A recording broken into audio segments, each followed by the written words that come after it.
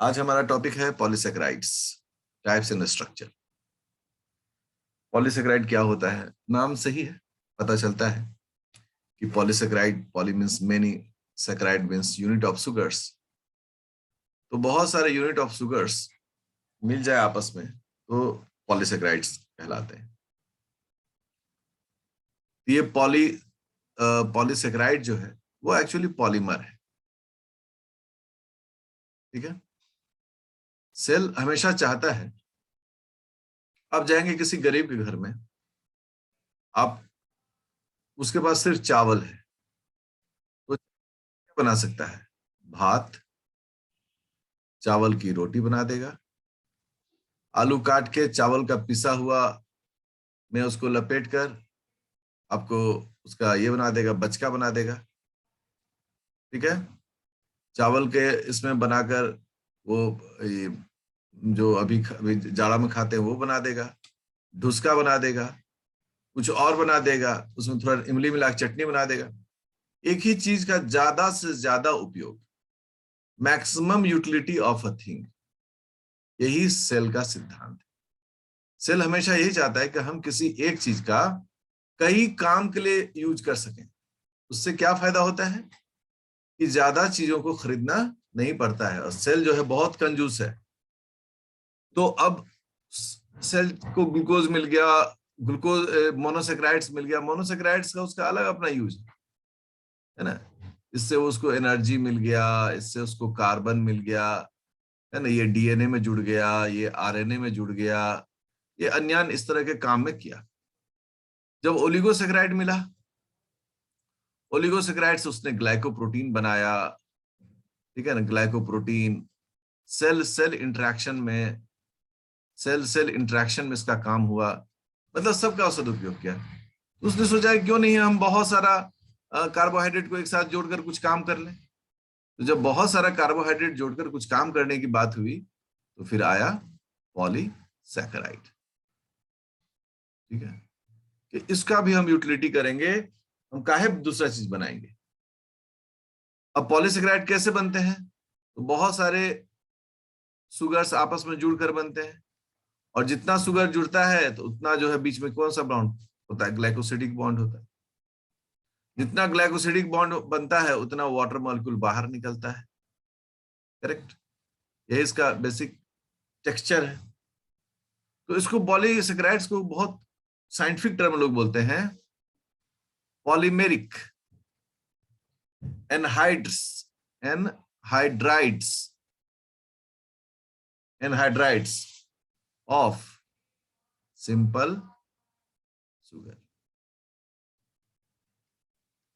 मतलब कि simple sugar मतलब मोनोसेक्राइड्स, बहुत सारे मोनोसेक्राइड्स मतलब पॉलीमेरिक। और एनहाइड्राइड का मतलब कौन सा बॉन्ड हो गया? ग्लाइकोसिडिक बॉन्ड, मतलब ग्लाइकोसिडिक लिंकेज। तो बहुत सारे सिंपल यूनिट्स ग्लाइकोसिडिक लिंकेज के द्वारा एक पॉलीमेरिक कंपाउंड बनाते हैं, दैट इज कॉल्ड पॉलीसेकेराइड। ठीक है। इनका फीचर क्या होता है? ये नॉन रिड्यूसिंग होता है, इससे कोई इलेक्ट्रॉन फिलेक्ट्रॉन निकलने वाला नहीं है। बेस्वाद होता है, टेस्टलेस। उसके अलावा इनएक्टिव होता है। है इसमें पॉलीसेकेराइड्स में, पॉलीसेकेराइड्स का अगर हम रोल देखें, बायोलॉजिकल रोल, तो सबसे पहला है स्टोरेज। क्योंकि मोनोसेकेराइड तो हमेशा चाहिए होता है, तो हम पॉलीसेकेराइड को स्टोर करके रखते हैं, और जब मोनोसेकेराइड्स की जरूरत होती है तो हम पॉलीसेकेराइड्स को तोड़ तोड़कर मोनोसेकेराइड्स को निकाल लेते हैं उसमें से। सेकेंड क्या है? स्ट्रक्चरल। पॉलीसेकेराइड की मदद से हम आकार को बनाएंगे। ये दो मेजर रोल है इसका। जहां स्टोरेज में हम देखेंगे स्टार्च, ग्लाइकोजन, इनुलिन, ये सभी आता है। वही स्ट्रक्चरल में सेलुलोज, काइटिन, अगर, ये सभी आता है भाई, साइंस है ना। हम क्या करेंगे, हम ज्यादा से ज्यादा यूज करेंगे, मैक्सिमम यूटिलिटी ऑफ रिसोर्स, ये जीवन का सिद्धांत होना चाहिए, मैक्सिमम यूटिलिटी ऑफ रिसोर्स। जो व्यक्ति मैक्सिमम यूटिलिटी ऑफ रिसोर्स करना चाहता है, जानता है, वह जीवन में सफल होता है। इसलिए पॉलीसेकेराइड भी क्या है, सफल है। अब पॉलीसेकेराइड्स के कंपोजिशंस क्या होंगे, किस तरह के यूनिट से पॉलीसेकेराइड्स बना रहेगा। तो पॉलीसेकेराइड्स जो हैं, उनका अगर हम कंपोजिशन देखें, कंपोजिशन,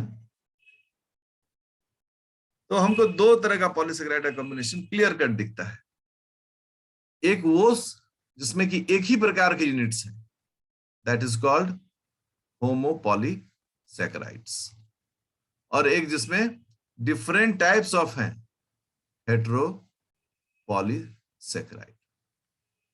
होमोपॉलीसेकेराइड मतलब एक ही प्रकार के यूनिट से बना हुआ, और मतलब अलग अलग प्रकार का यूनिट है इसमें मिलता है। होमोपॉलीसेकेराइड के अंदर में दो पार्ट बांटा जाता है, अनब्रांच्ड, अनब्रांच्ड होमोपॉलीसेकेराइड, और दूसरा होता है ब्रांच्ड होमोपॉलीसेकेराइड। जो अनब्रांच्ड होमोपॉलीसेकेराइड होता है, इसका क्या एग्जाम्पल है, इसका एग्जाम्पल है एमाइलोस। और जो ब्रांच्ड है उसका क्या एग्जाम्पल है, उसका एग्जाम्पल है स्टार्च, ग्लाइकोजेन, डेक्सट्रांस, ये सभी हो गए जिसमें ब्रांच होता है। अभी देखने का भी मौका मिलेगा स्ट्रक्चर, अभी तो उसके हम टाइप्स पढ़ रहे हैं। सेकेंड जो कैटेगरी होता है वो इसका है हेटेरोपॉलीसेकेराइड। हेटेरोपॉलीसेकेराइड को अगर हम गौर करें तो अलग अलग यूनिट से बना हुआ है, इसके भी दो हिस्से बांट दिए गए। पहला हो गया जिसमें टू टाइप्स ऑफ मोनोमर्स, दो ही प्रकार के मोनोमर्स से बना हो, मोनोमर्स लाइक जैसे कि ग्लूकोज गैलेक्टोज, ऐसे करके बना, ग्लूकोज गैलेक्टोज, ग्लूकोज गैलेक्टोज। और दूसरा जो है वह जिसमें अलग अलग कई प्रकार के मोनोमर्स हो, मतलब रंग बिरंगा अलग अलग तरह का मोतियों का बना यह माला है। तो मेनी मोनोमर्स, मोनोमरिक या मोनोमर टाइप्स, कई प्रकार के मोनोमर टाइप से बना होता है। ठीक है, ये अनब्रांच्ड होगा, ये ब्रांच्ड होगा। ये सब चूंकि आप लोग पहले भी पढ़े हैं, तो मैं जस्ट आपको एक रिफ्रेश नहीं होता है कि रिफ्रेश कमांड दबा देने से भूली बिसरी यादें आने लगती हैं। क्योंकि हम लोग तो पास करने के लिए पढ़ते हैं ना, तो जल्दी जल्दी भूलते भी हैं, है ना। हो गया, पीजी हो गया, पास कर गया, चलो भूल जाओ। अब यहां पर आता है कि कुछ हम लोग को देखना चाहिए एक एक करके स्ट्रक्चर। पहला स्ट्रक्चर जो आता है वो स्टार्च का। स्टार्च के बारे में हम लोग क्या बोलते हैं, and product of photosynthesis. Photosynthesis का ये एंड प्रोडक्ट होता है। सबसे अंत में क्या बनता है, स्टार्च। फर्स्ट प्रोडक्ट होता है 3PGA, फिर ग्लूकोज बनता है, और बहुत सारे ग्लूकोज मिलकर स्टार्च का निर्माण करता है। ये जो है ये सिर्फ ग्लूकोज से बना होता है, और ग्लूकोज का भी एक ही यूनिट से। हम बोलते हैं क्या इसको, कि पॉलीमर है। पॉलीमर किसका है, अल्फा डी ग्लूकोपैरानोज का, मतलब अल्फा डी ग्लूकोज का। सिर्फ एक ही यूनिट से बना हुआ है, यही बार बार बार बार जुड़ता है? और इसमें टू टाइप्स ऑफ ये होता है, स्ट्रक्चर्स होता है इसके अंदर में। दो प्रकार के स्ट्रक्चर हमको मिलते हैं इसके अंदर में। पहला एमाइलोस, और दूसरा एमाइलोपेक्टिन। ठीक है, एमाइलोपेक्टिन। तो आप गौर कर लेंगे तो आपको ये समझ में आना शुरू हो जाता है कि ये जो है स्टार्च, ये एक्चुअली सभी प्रकार के सुगर्स का बेस स्ट्रक्चर है। मतलब इसी से इसलिए स्टार्च को क्या कहता है? एमाइलोजेन। ठीक है ना? इसी से ही हम लोग खाना में क्या खाते हैं? चावल, रोटी, आलू, क्या मिलता है उसमें? स्टार्च मिलता है।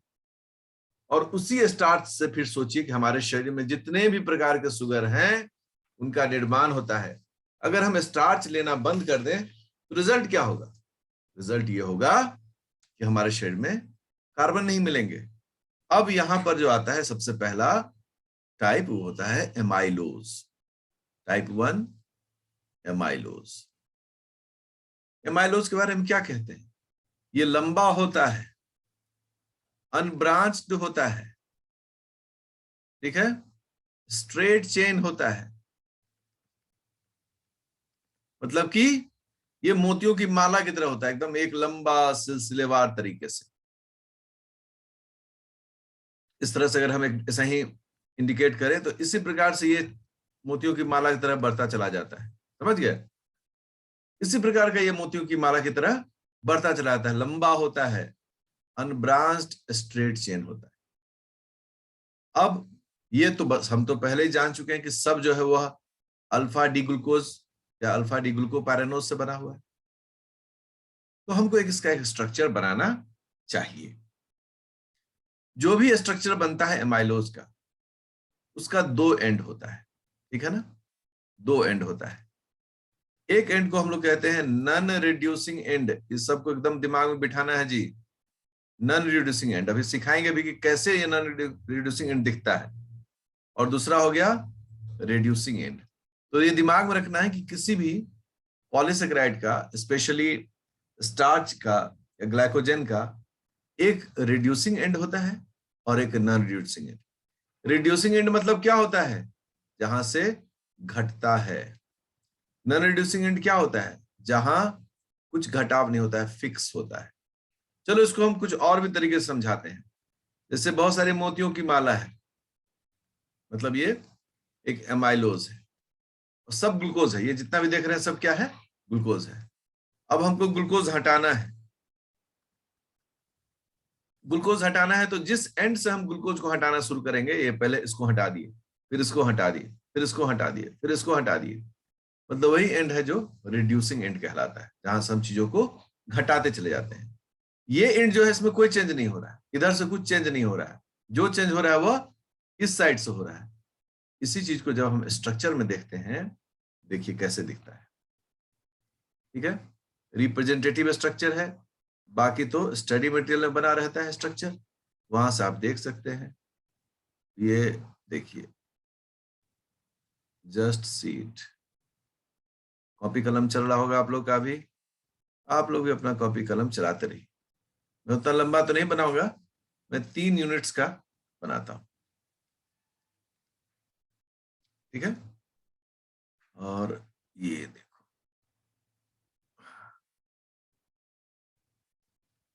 मैं इसको फिलअप नहीं कर रहा हूं, वो आप सीख चुके हैं कि ग्लूकोज कैसे बनाया जाता है।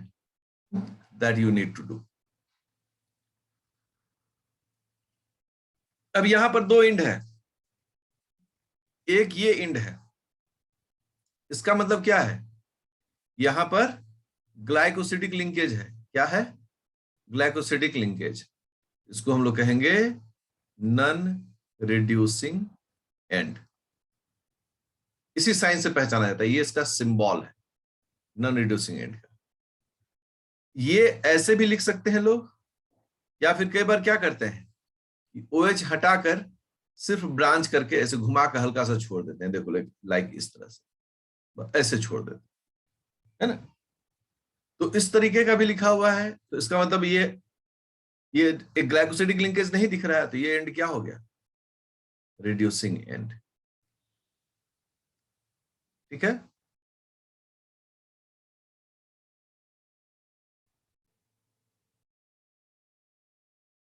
So amylopectin is highly branched. Amylopectin बहुत ज्यादा ब्रांचिंग होता है इसमें, और ये भी तो पॉलीमर है अल्फा डी ग्लूकोज का, क्योंकि स्टार्च का हिस्सा ही है, इसमें तो कोई बदलाव होगा नहीं। Polymer of alpha D glucopyranose. और इसमें जो ग्लाइकोसिडिक लिंकेज है वो दो प्रकार के हैं। कौन कौन सा है? Glucose alpha 1, alpha 4 glucose and glucose alpha 1 and alpha 6 glucose. तो अब देखिए कि किस प्रकार से इसका ये अरेंजमेंट हो गया। इसमें स्ट्रेट चेन हो गया और ब्रांच। हमेशा याद रखना 1,6 जहां भी देखना समझ जाना कि ये ब्रांच है, एकदम शॉर्टकट बोल रहे हैं। और 1,4 जहां भी देखना वो बोलना आप ये स्ट्रेट है। लॉजिकल डेवलपमेंट अपना करते चलना है। अच्छा 1,6 is branch, 1,4 oh my God it is straight chain. अब आप देखिए कि सिंबॉलिक स्ट्रक्चर बना रहे हैं, लेकिन आप लोग प्लीज स्टडी मटेरियल्स को देखकर, मैं आज शेयर कर दूंगा, हाँ, या फिर आप लेनिंजर को देखकर प्लीज प्लीज प्लीज मेरे तरफ से आप लोग प्लीज इसका एक बार स्ट्रक्चर जरूर बनाइए, ठीक है ना। एक बार स्ट्रक्चर बनाने की जरूरत है, आपके दिमाग में सभी चीजें बैठ जाएंगी। हम लोग कई बार होता है कि नहीं सर आपको, आप तो सर हैं सर आपको सब कुछ पता है। नहीं नहीं, शिक्षक भी एक विद्यार्थी होते हैं जी। टीचर से बढ़िया कोई विद्यार्थी नहीं होता है, ठीक है ना। हम जब शिक्षक होते हैं तो हम कुछ भी छोड़ना नहीं चाहते हैं, हर चीज पढ़ते हैं, हर पॉइंट्स को देखते हैं। एक विद्यार्थी कुछ पॉइंट को नहीं पढ़ता है। देखिए सब लोग स्ट्रक्चर मेरे साथ बना रहे होंगे, बिल्कुल। हाँ हाँ, चलो जी, एक स्ट्रक्चर का तो लुक हमको मिल गया। यहाँ ग्लूकोज के ऊपर में हम छठवां कार्बन के लिए ऐसे एक डंटल दे देते हैं। अब देखिए ये हो गया branch structure, this is branch structure. इसमें आपको क्या दिख रहा है? ब्रांचिंग्स दिख रहे हैं। आप चाहे तो इसको और भी ब्रांच बना सकते हैं। यहां है ना ये OCH2, ये हमारे ऊपर है ना। डिपेंड्स ऑन, मैं बहुत ज्यादा समय इसमें होना नहीं चाहता हूं, इसलिए मैं एक सिंबॉलिक आपको स्ट्रक्चर बना के दिखा रहा हूं। अब सब लोग गौर करो इस स्ट्रक्चर को, ये यूं ही नहीं बनाया गया है। आखिर कौन कौन सी बातें हैं जो हमको ध्यान देना चाहिए? सबसे पहला कि इसमें इस पूरे ब्रांचिंग, इस पूरे एमाइलोपेक्टिन में कितने चेन आपस में जुड़े हुए हैं? तो पहला चेन ये है, दूसरा चेन ये है और तीसरा चेन ये है। तो हम कहते हैं कि 3 चेन्स जो है वो आपस में जुड़े हुए। सेकेंड, कौन कौन सा ग्लाइकोसिडिक लिंकेज है? 1,6 ग्लाइकोसिडिक लिंकेज, ये 1,4 ग्लाइकोसिडिक लिंकेज, ये 1,6 ग्लाइकोसिडिक लिंकेज, ये सभी क्या है? 1,4 ग्लाइकोसिडिक लिंकेज। मतलब you need to observe each and every bond. तो आपको समझ में आता है कि 2 ही प्रकार के यहां पर लिंकेज हैं, एक 1,6 और एक 1,4, बस 2 ही प्रकार का। 1,6 जहां पर है वहां पर ब्रांच है और 1,4 जहां पर है वहां पर स्ट्रेट है। मतलब लॉजिकली हमारा एक एक चीज पर हम ध्यान दे रहे हैं। अच्छा मतलब ऐसा है। अब जो है इसमें मुद्दा आता है कि reducing and and non reducing and कितना है? तो आप सब बताइए मुझे, ये कौन सा एंड है? Non reducing. Non reducing sir. बिल्कुल सही। ये कौन सा एंड है? Non reducing. बहुत बढ़िया, नॉन रिड्यूसिंग। Yes yes. ये कौन सा एंड है? Non reducing sir. Non reducing. तो यहां पर आपको 3 नॉन रिड्यूसिंग एंड मिल गया। अब रिड्यूसिंग एंड ढूंढिए, तो यहां नहीं है, यहां नहीं है, यहां बस एक मात्र है यहां पर रिड्यूसिंग एंड। इससे कवि क्या कहना चाहते हैं कि किसी भी ब्रांच सिस्टम में non reducing and can be more than 1। but reducing end always be one only. कहने का मतलब है इस तरह के मल्टी ब्रांच्ड पॉलीसेकेराइड में रेड्यूसिंग एंड कई सारा होगा, है ना, एक या एक से ज्यादा, बट नॉन रेड्यूसिंग एंड कई सारा होगा, लेकिन रेड्यूसिंग एंड हमेशा क्या होगा, एक ही होगा। दिमाग में बैठ गया सबके, हाँ या ना? Yes, sir. Good good good, this is very important. अब हम लोग इसके आगे बढ़ते हैं। स्टार्च जो है, क्योंकि हमारा फूड का मेजर हिस्सा है, तो स्टार्च ग्रेन्स जो होते हैं, ये किसी भी चावल गेहूं दाल हो, उसमें इनका इस तरह से अरेंजमेंट होता है, ये कई स्ट्रक्चर के दिखते हैं, लाइक ऐसा, इसको हम लोग कहते हैं राउंड, ठीक है, ऐसा ऐसा, इसको हम लोग कहते हैं ओवल, ठीक है, ऐसा, जिसे हम लोग कहते हैं ऑब्लॉन्ग, या फिर टुकड़े टुकड़े में स्टार्च अरेंज होता है सेल के अंदर में, दिस इज कॉल्ड कंपाउंड, ठीक है। राउंड टाइप का स्टार्च का अरेंजमेंट जो होता है वो मिलता है गेहूं में, मटर में, मकई में, मेज में, इन्हें हम लोग कहते हैं कॉन्सेंट्रिक। और ये जो इसेंट्रिक है ये मिलता है आलू में, अभी आलू भुजिया खाइएगा आप लोग। ऑब्लॉन्ग जो है वो मिलता है बनाना में, और भी जगह है लेकिन ये पॉपुलर एग्जांपल्स है। और कंपाउंड जो है वो मिलता है राइस में। ये सभी स्टडीज में देखा गया कि इतने प्रकार के पिक्यूलियर स्ट्रक्चर्स स्टार्च के मिलते हैं। अब जो अगला टॉपिक है हमारा वो होता है ग्लाइकोजन। Point 2, glycogen. ग्लाइकोजन को हम क्या बोलते हैं? Stored food in animal cells, fungus, कुछ फंगस में भी ये स्टोर्ड होते हैं। एनिमल सेल्स में भी ज्यादा कहाँ ये स्टोर्ड होता है? लीवर में, स्केलेटल मसल्स में, ठीक है, वहां ये ग्लाइकोजन स्टोर होता है।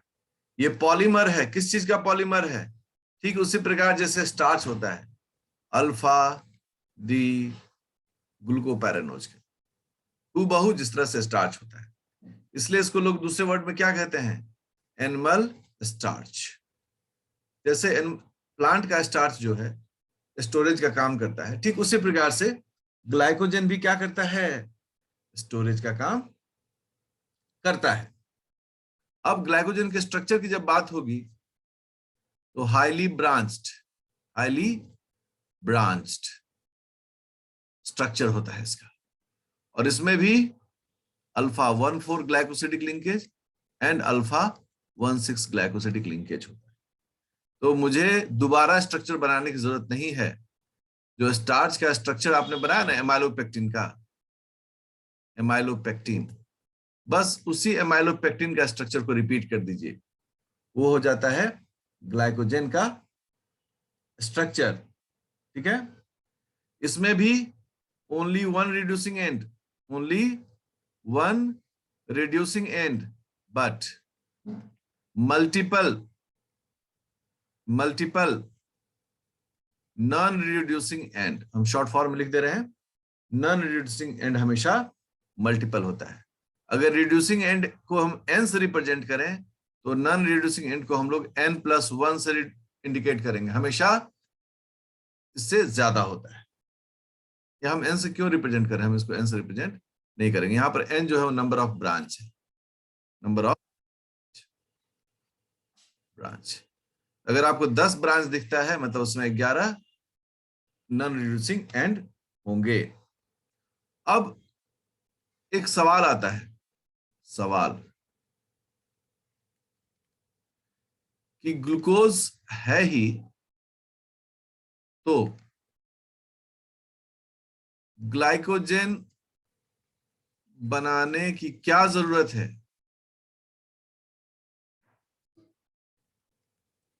क्या जरूरत है? क्योंकि फिर ग्लाइकोजन से हमको ग्लूकोज ही मिलता है। तो क्या जरूरत है कि हम बार बार ग्लाइकोजन बनाए? ग्लूकोज है तो ग्लूकोज ही रहे सेल में, no need to make glycogen. Glycogen बनाओ, उसमें एनर्जी लगाओ, उसमें हार्मोन का खर्चा करवाओ, 20 तरह का झंझट होता है इस काम में। क्यों करवाएं? ग्लूकोज है, ग्लूकोज रहेगा। तो इसका आंसर कई प्रकार से होता है। पहला जो है कि glucose is active and used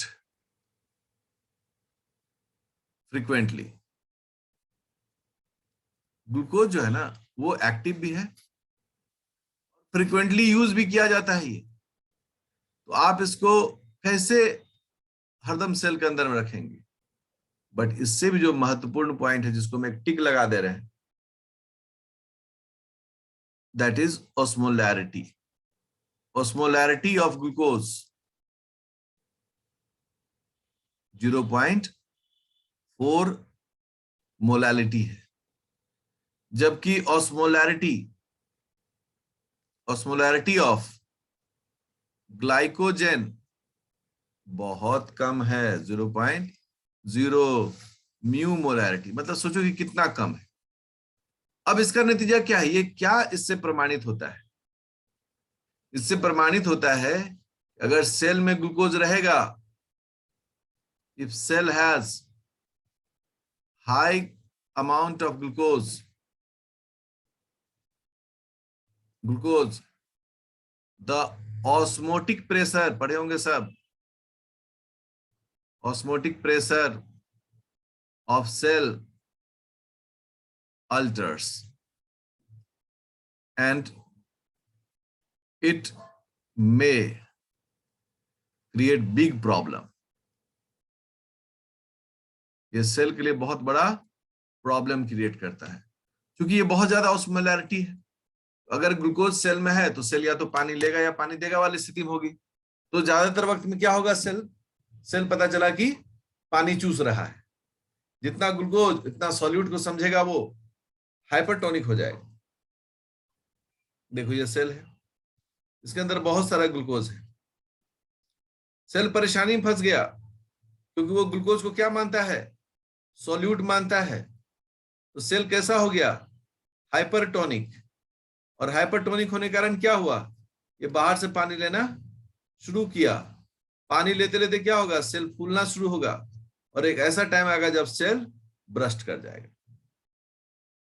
लेकिन चूंकि ग्लाइकोजन भी सॉल्यूट है लेकिन उस तरह का ऑस्मोलैरिटी नहीं है, इसलिए अगर आप बहुत सारा ग्लाइकोजन रखते भी हैं सेल के अंदर में, तब भी सेल के ऊपर सेहत पर कोई फर्क नहीं पड़ता है। इसलिए बायोलॉजिकल साइंस में जब भी आपसे कभी कोई पूछता है कि ग्लूकोज है ही तो ग्लाइकोजन बनाने की क्या जरूरत है, तो हमारा आंसर होता है to maintain the osmotic pressure of a cell. क्योंकि अगर ग्लूकोज बन गया, ग्लूकोज ही रह गया, तो cell become more active osmotically और इट विल बिकम हाइपरटोनिक। ये पानी लेना शुरू कर देगा और सेल फट जाएगा। तो इसलिए हम लोग क्या करते हैं, उसको हमारा सेल क्या करता है, उसको ग्लाइकोजन में चेंज करता है। This is very important information to learn.